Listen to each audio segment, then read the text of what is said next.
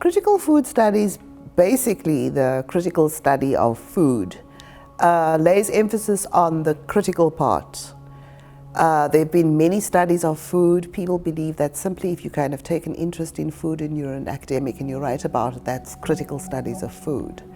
But the emphasis on critical is meant to draw attention to the fact that you are drawing on theoretical and philosophical ideas that lead you to explore power and meaning making as carefully as possible. In the humanities, which is where critical food studies is really located, there's a lot of attention that's paid to questions of race, the nation, social identities, a range of topics.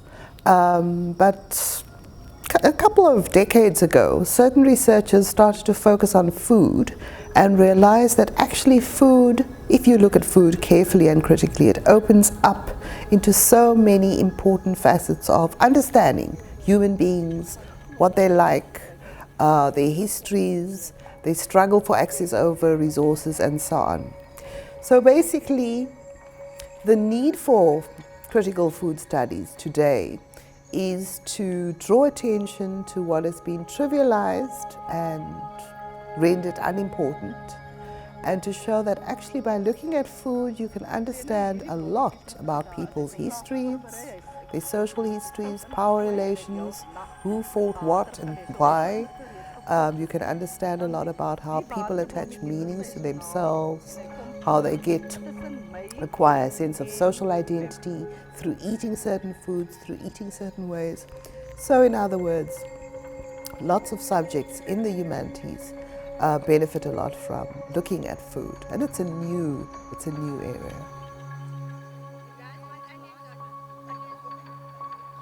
Studying food from the critical point is very important because for quite long the food discourses have been in fields like agriculture, natural science, health sciences, and very little in the social sciences. And it's very important to actually look at how people are interacting with food and the kind of meanings that are associated to that kind of interaction. Also to understand as people move in different spaces, how they relate to food and the ideological meanings that are associated to it. So it's very important from the social science point of view or humanities to also look at food, fully knowing that we eat to survive, but we also eat for pleasure. And sometimes food, as we can see even, for example, in media, is used as part of the semiotic resource that's used to make meanings, depending on what is happening there. We look at the cultural side of things as well.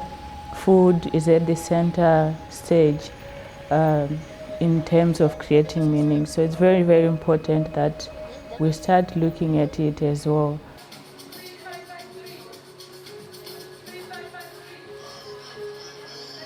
So the three main universities in this trans-institutional project are UWC, University of Pretoria, and the University of KwaZulu-Natal.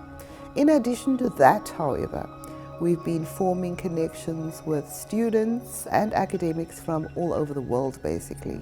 The emerging researchers are so perceptive about the world around us, the changing world of material culture, the changing world of food.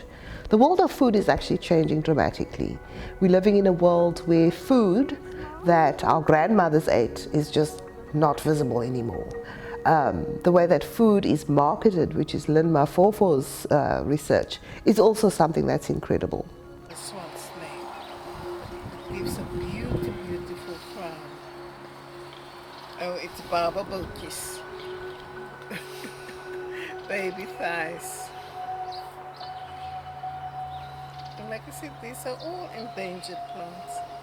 Looking at food as a meaning-making resources, would like to start decolonizing the knowledge around it, the meanings that are associated with it, so that it makes sense in the African context. We begin to talk about our stories that are related to the food that we eat, not only looking at it from the historical point of view, like our forefathers used to do this and all that.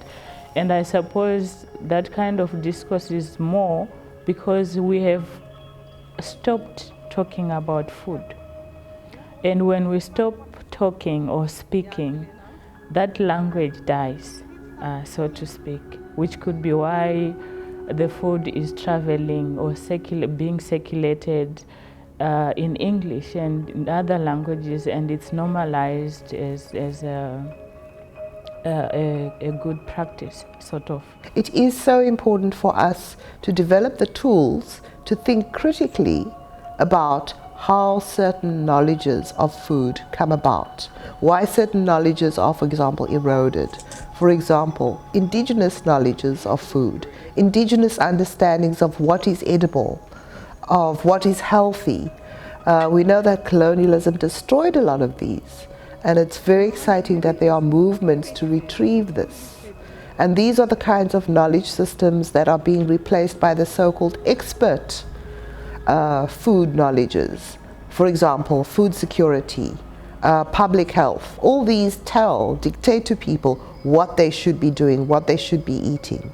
And very often this is not absolute truth. This is a particular version of the truth. So for me, one of the important areas in food studies is to actually do this kind of space clearing, draw people's attention to the fact that food knowledges come from different perspectives. They are not, many of them that are dominant are not true, and we can analyze them critically to think about whose interests they serve and how they originated.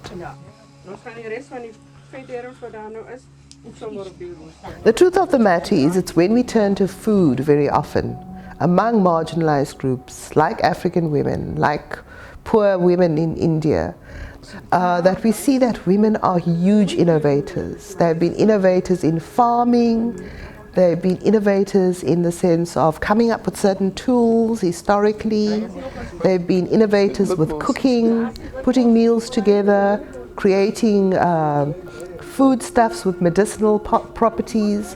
They've been scientists, on-the-ground scientists. The aloe is one of our indigenous plants, and we get a lot of species. But what I like about this one is that it's got a broad, thick leaf. So what I usually do, I will cut it off, and then I will cut the thorns off on the side, and then I will peel it, wash it, because the yellow stuff is actually the poisonous stuff, but then you get a white gel. Now you can make creams, etc. And I think if you go into any chemist, or you will see they've got all the aloe vera, the aloe products, and that is what I use it for. And I'm actually teaching some of my former students how to make their own. So I think the challenge is not so much to find women who are doing these amazing things, but actually to write about them, to discover the long traditions of women who have been finding environmentally friendly ways of tilling the land, of growing plants, of finding produce, to talk about the way in which women have inventively created recipes by using spices, plants, and so on. To find her stories, as opposed to histories, of women who have not only been practitioners, but also thinkers. So these are the things, these are just the usually parsley and dhania and chilies that I've planted. Here's broccoli and cauliflower, here's carrots, and then I've got the lemon tree that you can also use for a variety of things. Both the leaves, if you make food, and of course lemon juice and lemon water is very healthy. Critical food studies helps